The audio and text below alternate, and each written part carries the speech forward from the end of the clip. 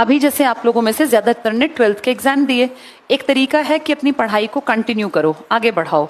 अब आगे कुछ भी यूनिवर्सिटी कर लो 3 साल, फिर 2 साल, फिर आगे यूनिवर्सिटी की मास्टर्स कर लेना, फिर आगे पढ़ लेना। इस पढ़ाई का मतलब है अपनी डिग्री को अच्छे लेवल पे आगे ले जाओ। लेकिन फिर ये देखना कि इस डिग्री को जब तुम बढ़ा रहे होगे तो तुम्हारे खर्चे कौन दे रहा होगा। डिग्री बढ़ाने से काम नहीं चलता ना। डिग्री बढ़ाना मेरे लिए बड़ा आसान है, मैं कहता हूँ पीएचडी कर लो, लेकिन बेटा पीएचडी तक के पैसे कहाँ से आएंगे? कितने साल तुम्हारे पेरेंट्स बैठाएंगे? 3 साल ग्रेजुएशन, 2 साल पोस्ट ग्रेजुएशन, 5 साल गए। कोई अगर 18 साल का है, 5 साल तो उसने पीजी करते करते लगा दिया, कितने साल का हो गया? 23 साल का। पीजी से कुछ नहीं होता, कोई नौकरी नहीं मिलती, 10,000 भी नहीं देगा कोई पीजी किए हुए को। पीजी क्या है? एक डिग्री तो है, फिर कुछ और करना पड़ेगा 3-4 साल का, 2 साल का। तो ये मान के चलो कि 25, 26, 27 तक अगर पेरेंट्स बैठा के खिला सकते हैं तो ठीक है, और नहीं तो फिर बेटा मेहनत करो। ये चीज डिपेंड करती है तुम्हें जॉब कितनी जल्दी चाहिए, तुम्हारे लिए कमाना कितनी जल्दी जरूरी है।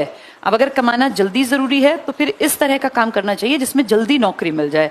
फिर पढ़ाई आगे कॉरेस्पॉन्डेंस से कर लो, ओपन से कर लो, रेगुलर मत करो। अगर घर में खूब पैसा है, ठाठ बाट है, आराम है तो पढ़ लो, 5-6 साल और लगा लो। लेकिन अगर घर में बहुत पैसा नहीं है, पेरेंट्स जैसे तैसे करके 12वीं खिंचवा के ले आए हैं, तो फिर बेटा कॉरेस्पॉन्डेंस से की जा सकती है। एक तरीका तो है पढ़ाई करना, दूसरा तरीका है इस पढ़ाई के साथ साथ अपनी गवर्नमेंट जॉब की तैयारी करना। मेरी नजर में ये बेस्ट है बेटा। पढ़ाई तो साथ साथ चलेगी ही कॉरेस्पॉन्डेंस से।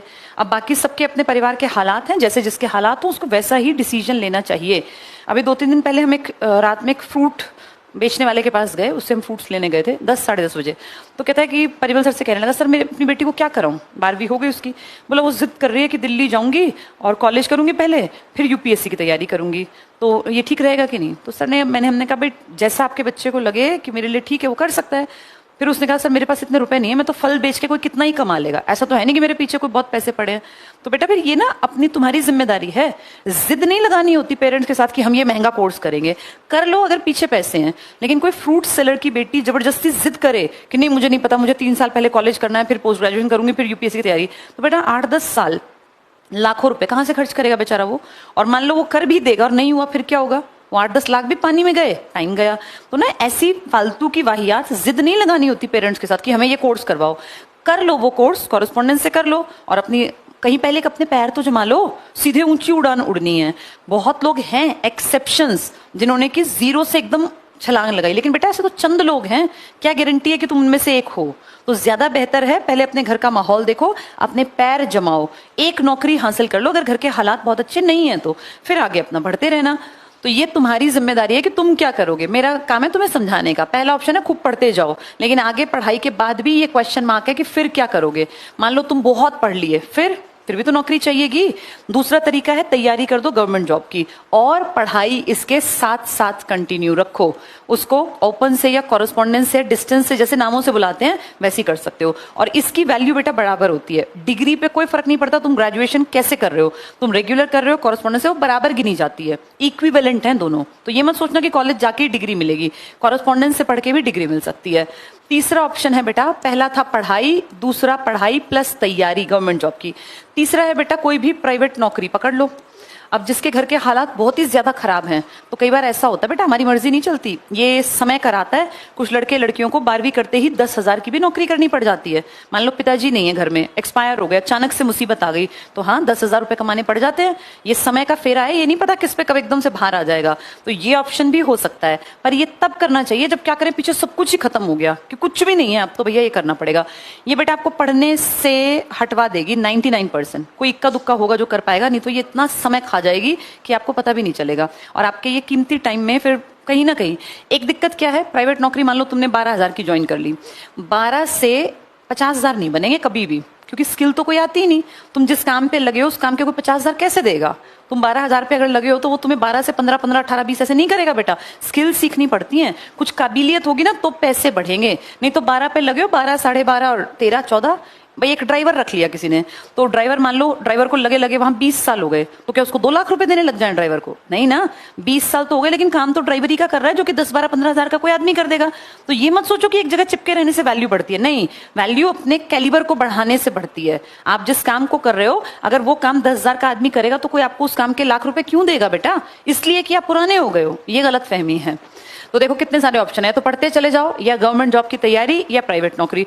चौथा, भैया पिताजी के पास खूब पैसा है तो बिजनेस कर लो, किसी भी चीज का बिजनेस कर लो, एक बढ़िया शोरूम खोल के पिताजी दे देंगे। लेकिन इतना होता नहीं बेटा नॉर्मल परिवारों में। कौन तुम्हारे लिए शोरूम खोल के तैयार बैठा है कि 10-20 करोड़ रुपए लगा दो लड़के पे लड़की पे, डूबते हो तो बेशक डूबे।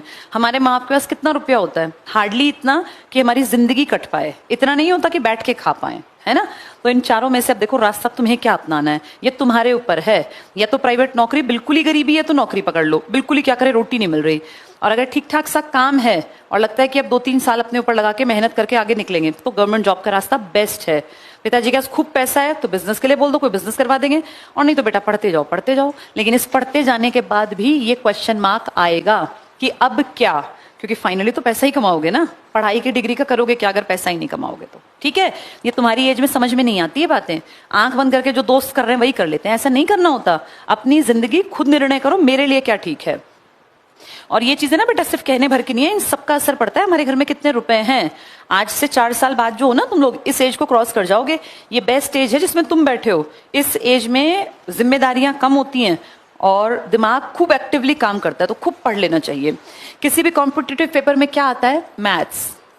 चाहे तुमने 11th-12th नहीं पढ़ा, लेकिन अब मैथ्स पढ़ना पड़ेगा। ये मैथ्स एक अच्छी बात है कि अलग है, मतलब समझ में आ जाता है।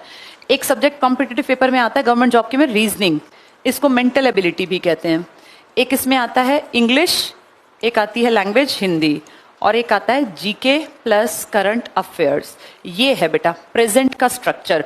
आजकल थोड़े से क्वेश्चन अगर आपको पता हो कंप्यूटर्स के भी आने लग गए, 5-7 क्वेश्चन, ज्यादा नहीं। ये सब तैयार करना पड़ेगा। 1 साल अपना अपने ऊपर इन्वेस्ट करना पड़ेगा। इन्वेस्ट का मतलब होता है जिसका कि रिजल्ट मिले आपको, वेस्ट नहीं करना कि आए और चले गए बिना सीखे। अपने ऊपर 1 साल के समय को इन्वेस्ट करो, इतना सीख लो, इतना सीख लो कि तुम्हें ये सब चीजें आसान लगने लगे। पेपर में यही आएगा। और अगर ध्यान से देखो तो सिर्फ एक पेपर ही तो पास करना है भाई, जिंदगी सेट करने के लिए सिर्फ एक पेपर ही तो पास करना है, बस जम के पढ़ना है। और सिर्फ एक चीज चाहिए हमें, मेहनत, बस। लेकिन मेहनत की डायरेक्शन भी ठीक हो। गधा भी तो मेहनत ही करता है, एक मजदूर तुम सबसे ज्यादा मेहनत करता है, लेकिन उस मजदूर की मेहनत की वैल्यू क्या है? 300-400-500 रुपए, है ना, पूरे दिन सिर पे ईंट ढोता है गर्मी में। वहीं एक बड़ा अफसर सिर्फ एक सिग्नेचर करता है और लाखों रुपए कमा लेता है। तो ये बेटा ये भी बहुत जरूरी है, अकेली मेहनत काम नहीं करेगी, मेहनत प्लस डायरेक्शन। ये पूरा साल, अब ये लगा लो 4 महीने गए, 2024 अपने ऊपर इन्वेस्ट करो, अगले 8 महीने, और फिर अगले साल में तुम पेपर